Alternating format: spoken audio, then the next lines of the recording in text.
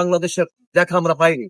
বারবার রাজনীতিবিদের আমাদের সঙ্গে প্রতারণা করেছে, রক্ত দিয়ে রাজপথ রঞ্জিত করেছি আমরা, রক্ত ঝরিয়েছি আমরা, সাধারণ পরিবারের শিক্ষার্থীরা, মেধাবী শিক্ষার্থীরা রাজপথ ভিজিয়েছে রক্তে বারবার। একটি বৈষম্যহীন, দুর্নীতিমুক্ত, চমৎকার নির্মল একটি বাংলাদেশের জন্য, যেখানে শিশু, কিশোর, তরুণ তরুণী, স্কুল, কলেজ, মাদ্রাসা, বিশ্ববিদ্যালয় শিক্ষার্থীরা যথাযথভাবে লেখাপড়া শেষ করে তাদের কর্মসংস্থান হবে এবং সুন্দর জীবন যাপন করতে পারবে। কিন্তু কোনোভাবে সেটি হয়নি। লুণ্ঠন, স্বৈরাচার, অন্যায়, অবিচার ইত্যাদিতে এই 54 বছর কাটিয়েছি আমরা। এবারের বিপ্লবের মধ্য দিয়ে, বিশেষ করে এনসিপি, আমরা এই ছাত্র শিক্ষক মিলে আমরা নতুন একটি বাংলাদেশ গড়ে তুলতে চাই। সুতরাং সেই দিকে সেটা বিবেচনায় রেখে আপনারা আগামী ত্রয়োদশ জাতীয় সংসদ নির্বাচনে বিবেকের সাথে, বুদ্ধিমত্তা, দায়িত্বশীলতা, জ্ঞান, গরিমার মধ্য দিয়ে আপনারা সেই প্রতিনিধি নির্বাচন করবেন, যেই প্রতিনিধি একটি জনপদের নেতৃত্ব দেওয়ার যোগ্যতা রাখে, পাশাপাশি রাষ্ট্রে ওই সংসদে বসে রাষ্ট্র মেরামতের কাজে যোগ্যতা রাখে। সেই রকম বিচক্ষণ, জ্ঞানী, গুণী, দক্ষ এবং দরদী এবং মুখে যা বলে বুকে তা বিশ্বাস করে, এরকম মানুষকে আপনারা নির্বাচন করবেন, সেটা আমার চাওয়া। এখানে যেন আপনাদের নির্বাচনে আপনার ভোটাধিকার প্রয়োগে আপনাদের যেন কোনো ভুল না হয়। কারণ আমরা কতবার রক্ত দেবো, আর কতবার রাজপথে রঞ্জিত করবো। আমরা দিল্লির বিরুদ্ধে কথা বলতে গেলেই দিল্লি আমাদেরকে শাসন করবে।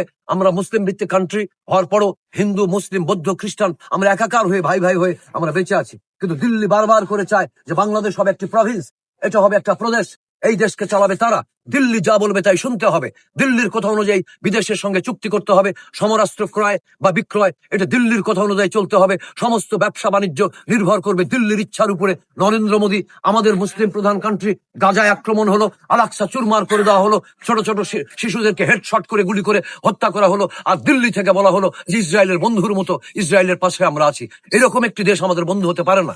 তারপর আমরা বলি যে আমাদের মর্যাদা, আমাদের সমতা, আমাদের ন্যায্যতা, আমাদের সম্মান, এরই ভিত্তিতে যদি দিল্লি আমাদের সাথে সম্পর্ক বজায় রাখে, তবেই আমরা দিল্লির বন্ধু হতে আমাদের আপত্তি নাই। কিন্তু সে যদি আমাদের উপরে শাসন চালাতে চায়, আমাদেরকে দাস বানাতে চায়, আর সে যদি প্রভু হয়ে আমাদের উপরে শাসন চালায়, আমাদেরকে দাসত্বের শৃঙ্খলা আবদ্ধ করে, ওইটা মানতে আমরা রাজি নাই। এর আগে মেনেছে, অনেকেই মেনেছে, কিন্তু 54 বছর এই দৃশ্য দেখেছি আমরা।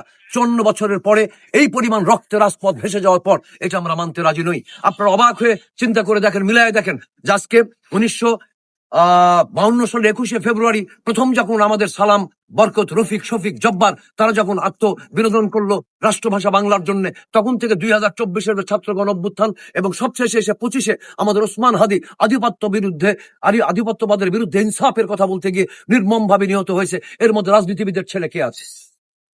বলো, রাজনীতিবিদের ছেলে কে আছে? রাজনীতিবিদের কোনো ছেলে নাই, রাজনীতিবিদ নাই, তাদের কোনো বেটা ভাইস্তা নাই, তাদের কোনো ভাইস্তা ভাস্তি, ভাগনা ভাগ্নি কেউ নাই। ওরা মরে না রাজপথে, ওরা শহীদ হয় না।